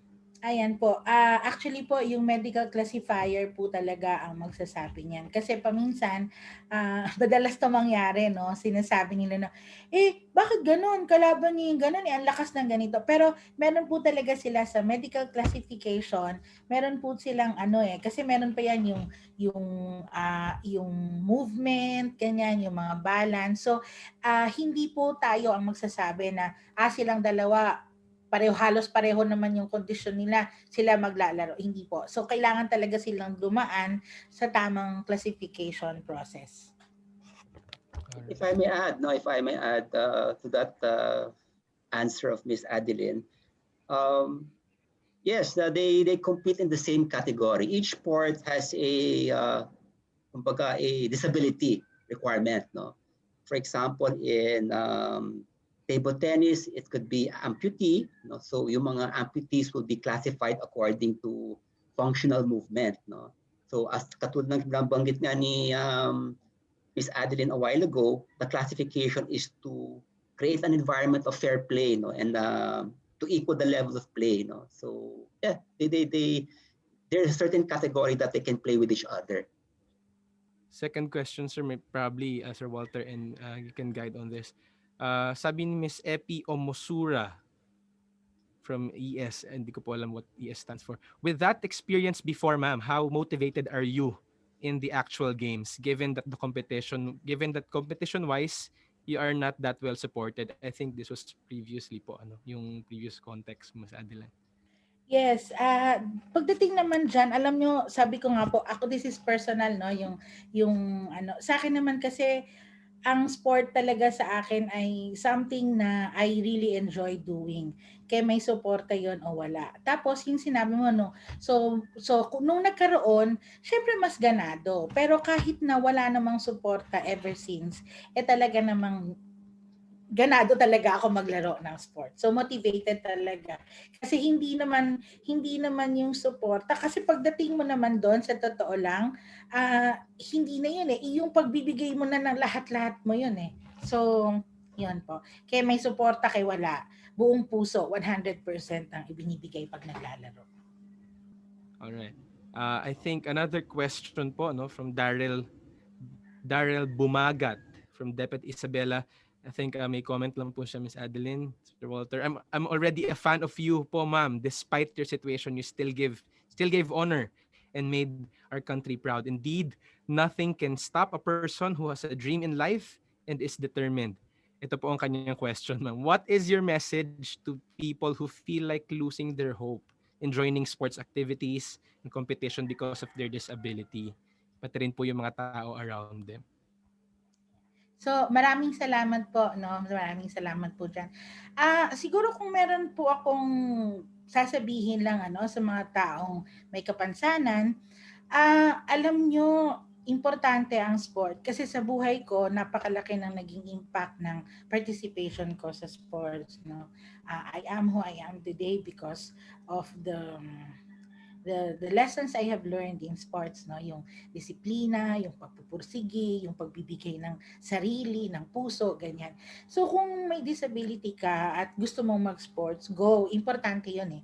Dahil alam niyo naman pag may kapansanan, minsan we use that as an excuse, no, na hindi gumalaw, na medyo tamarin ng konti, ganyan.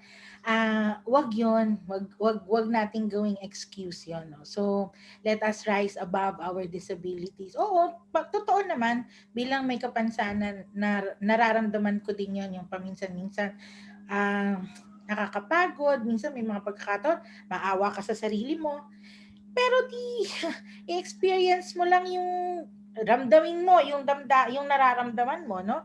Pero we should really rise above it, no? Hindi naman, ay sabi nga nila, kung napapagod ay di magpahinga, kapag ka nagugutom edi kumain, no? At para naman sa mga taong nasa paligid ng mga taong may kapansanan, please empower them. Wag naman yung, kasi minsan mas gusto natin na, ewan ko ha, sa sa mga tao sa paligid ko, maswerte ako kasi ang pamilya ko ay talagang hindi ako, may mga konsiderasyon dahil sa mga bagay na hindi ko magawa.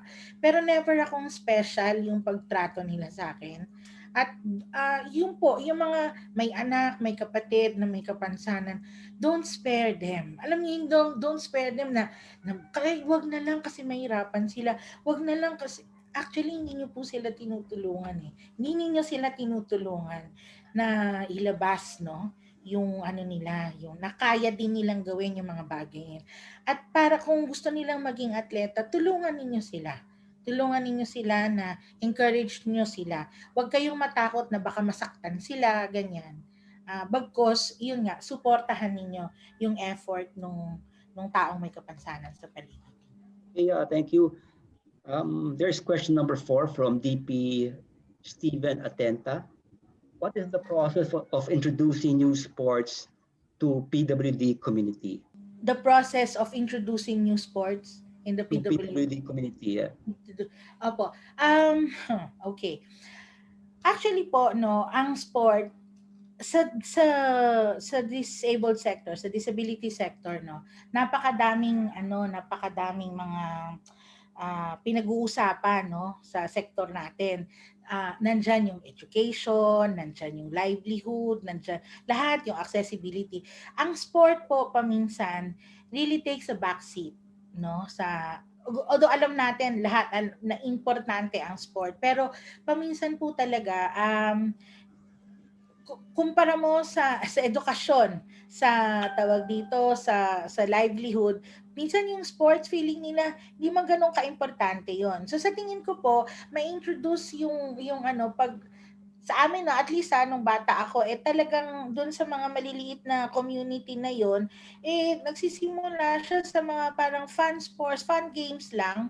Alam mo yun, hindi ipinipilit ng husto. Kasi doon para makita nila na, okay, tawag dito, pwedeng gawin yon. Tapos pwede mo naman siyang tawag dito. Pero syempre makipag-coordinate kayo sa PhilSpada, sa Philippine Sports, sa Philippine, ano ba? PhilSpada, nakalimutan ko. Philippine, pati ako sorry.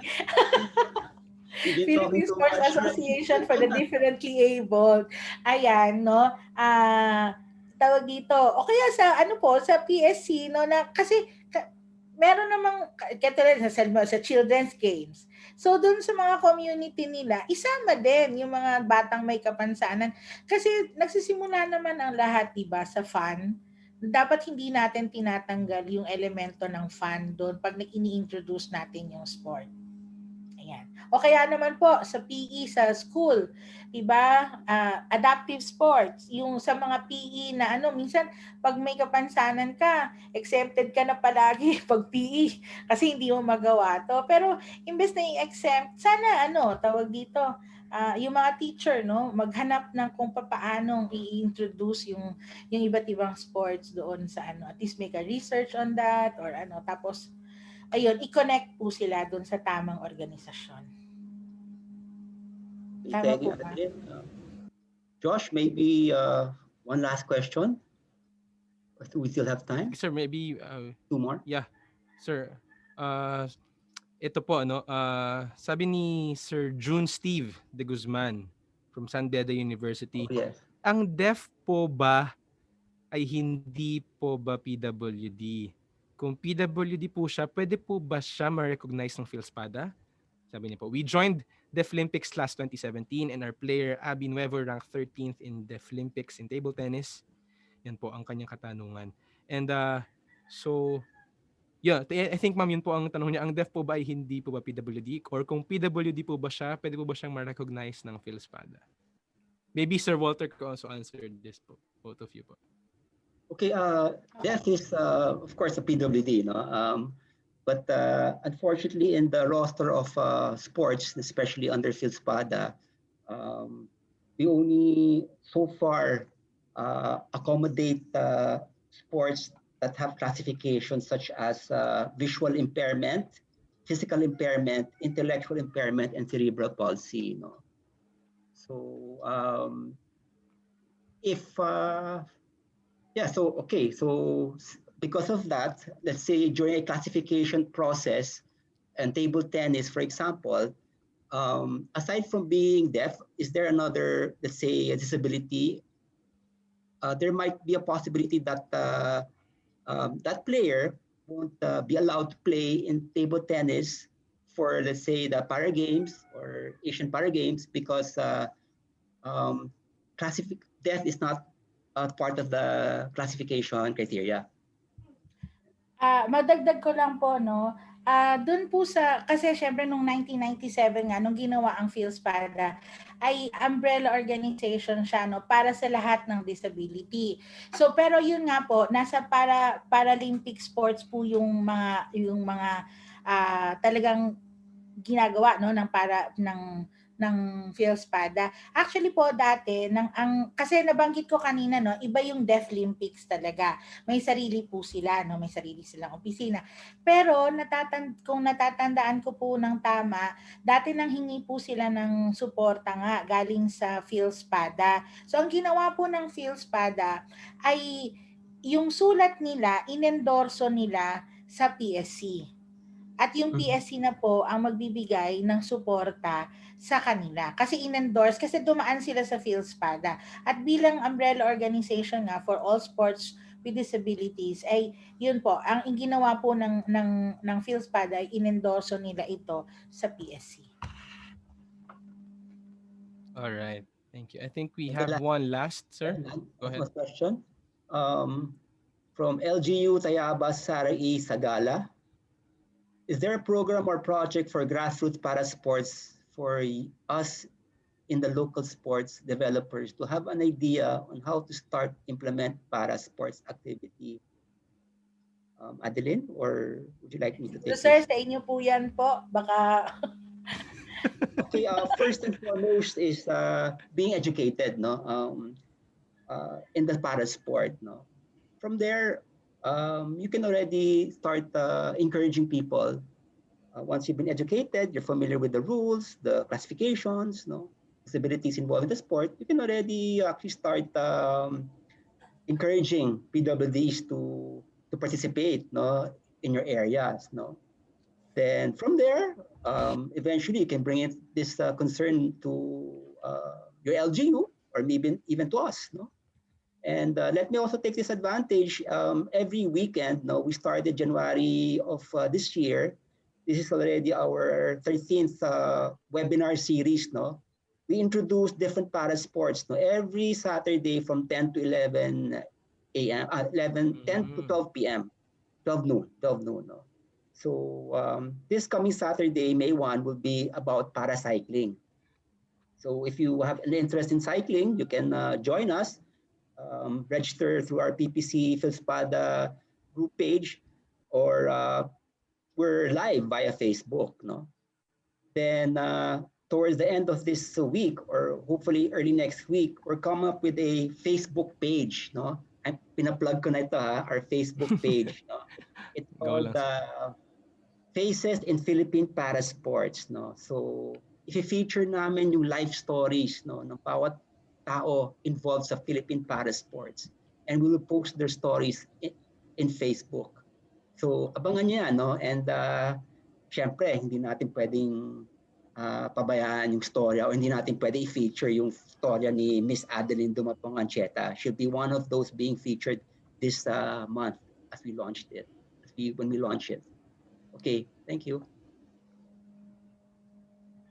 All right, do you have something to add to Miss Adeline, or you're good with that po? All Wala right, I na think lang. sige po. Maraming salamat All po sa right. inyong lahat. Thank you again. Thank you very much po. That was very insightful discussion po sa ating open forum. Grabe po, kung sasabihin ko lang po sa inyo po ay napakadami pong questions. We are receiving questions right now. Pero we are bound by time restrictions. But we know everyone, marami po talaga kayong katanungan. And maybe you can reach our SecGen Walter and si ang ating pong guest speaker. You can reach them as well. Even the PSC po, no, to answer itong mga katanungan pa po na ito. And as mentioned earlier, no data will be wasted and everything will be turned over to research. We will now take this time para po i-honor and award naman ang Certificate of Appreciation para po sa ating 11th speaker for the Sports Conversations 2021. And to award the certificate, may I call on our PSC Commissioner, also our Commissioner for Para Sports as well, Commissioner Arnold Agustin, to award our guest speaker. Com, gandang hapon po sa inyo. Yes. Go ahead, Com. Go po. Thank you very much, Mr. Joas David of our PSC Communication Service. Likewise to our moderator, Mr. Walter Torres of the Prespada SecGen.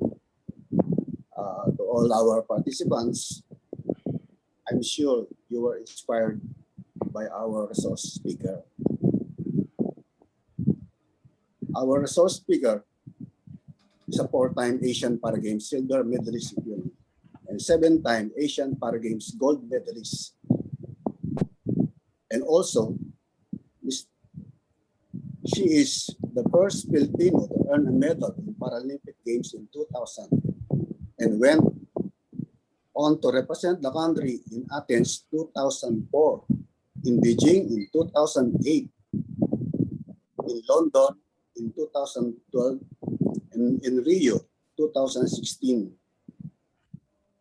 In 2000 Paralympic, he earned the first medal. So I would like to thank our resource speaker, Adeline Ancheta Tumapong, for inspiring and advocating the rights of para-athletes.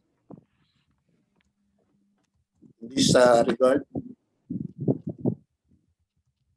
in behalf of our chairman, William I. Ramirez, I would like to present this certificate of appreciation to Ancheta for her invaluable contribution as a resource speaker for the para-athletes and inclusivity in sports. This session was Sports Conversation, the first phase of the National Sports Summit, given this April 28, 2021, signed William I. Ramirez, Chairman of the Philippine Sports Commission. Thank you po. Thank you very much, Commissioner Arnold Agustin. Goodbye, everybody. Maraming salamat. Bye. Bye.